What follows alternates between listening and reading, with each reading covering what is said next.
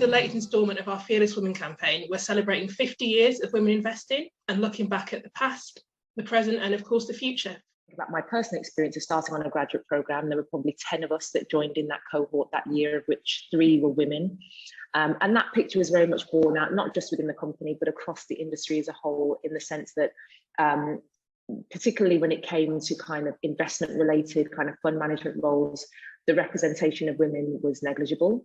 That picture, you know, is represented across the industry as a whole. The higher up you went, the more male it became. And so, you know, it was quite clear for me to see, even at that very early age, you know, in my 20s, it was clear for me to see that, you know, women just did not have a voice. And so with our share of voice being low, the extent to which we would have been able, you know, as an industry to develop propositions that could respond to the specific needs that women would face and women would have when it came to their financial management, you know, their money management and their wealth management.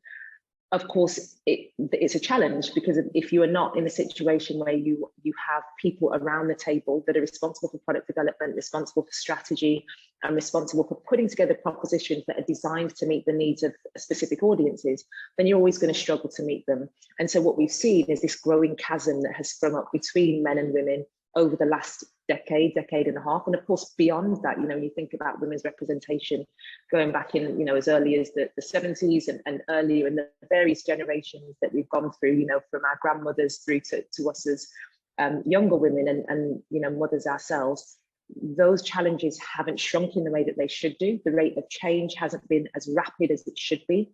And so really, you know, that, you know, fast forward many years later, from, you know, for someone like me coming from a very traditionally matriarchal Caribbean background and having those very strong female role models in my household who were responsible for managing the household purse, it just was quite jarring to feel that, you know, women were not being included in the conversation. And that's really where the catalyst for Rain Check sprung from, wanting to, I don't want to say empower, because I feel that empowerment is quite an overused word. I don't want to say empower because I feel that empowerment is quite an overused word, particularly now in the context of women and financial independence. But certainly I wanted women to unlock the economic power that they already had and to recognize their innate abilities to manage their money as we do every single day. I want to be their voice and I want to champion them.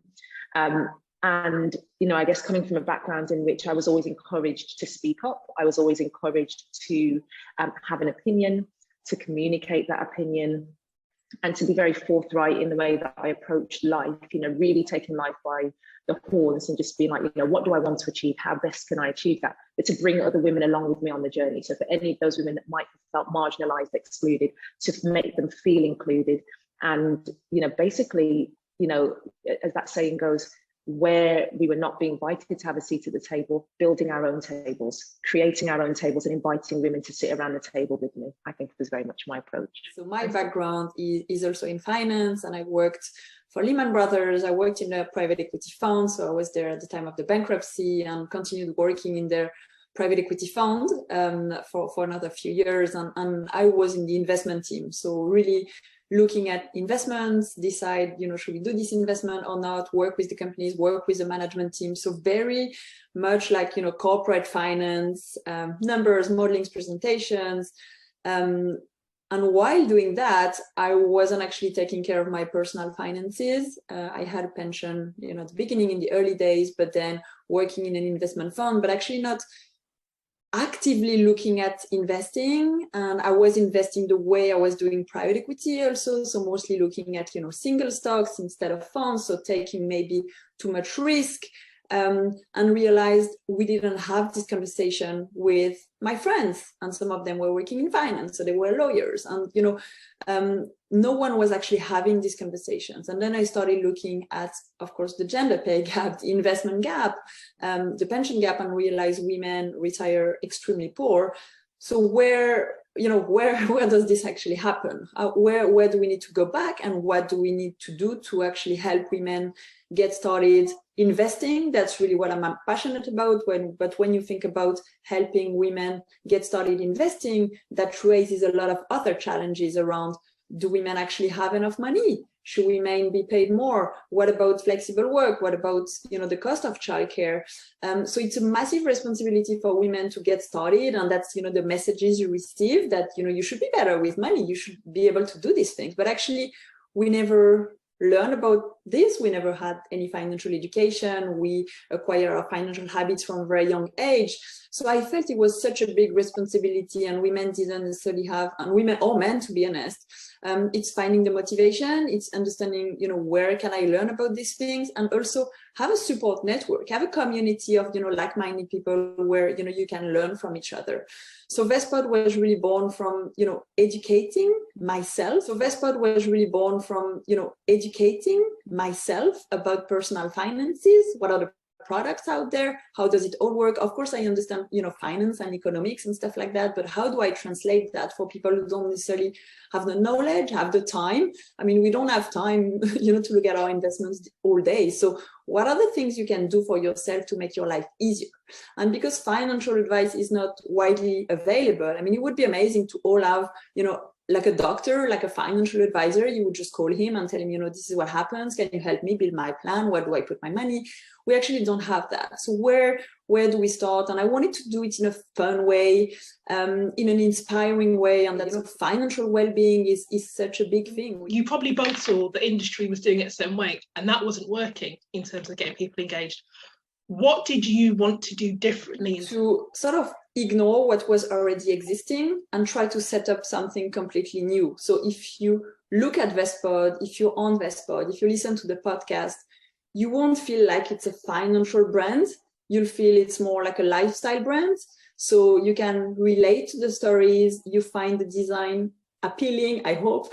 You'll see photos of women, you're not going to find financial jargon, but at the same time, we will help you sort of level up. So we also do like market updates and we do like super technical stuff.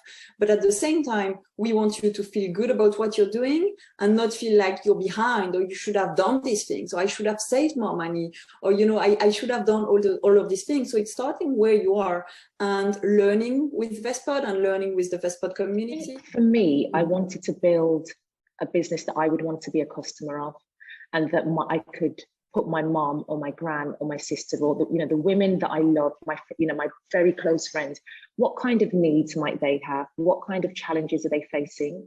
What kinds of prejudices and inbuilt biases are they confronting when they, you know, pursue or seek out financial advice, for example? I mean, the financial advice gap is just one of many gaps that we face from a financial perspective.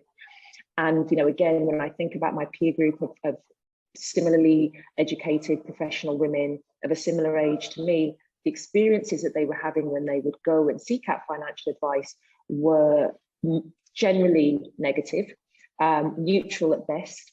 And despite them being relatively high earners, they were feeling like they were at a loss as to where to turn next. And so in a similar vein to what Emily has described, for me, it was about, how do I bridge this gap? You know, when we think about the fact that women, I think people in general, there's so many studies that talk about how people are happier talking about their sex lives than they are their finances, you know, because it's so intimate. And, you know, you would think it feels like, you know, wow, the irony of that situation. And it's because when they're exposed to the financial advisors that exist today, you know, that tend to be of a certain demographic, of a certain age group, certain background.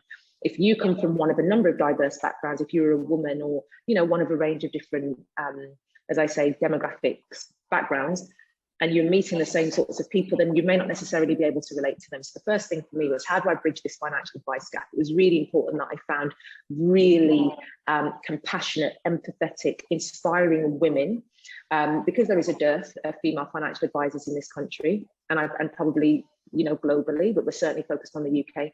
And so that was my first challenge. How do I get the best female financial advisors that I can find?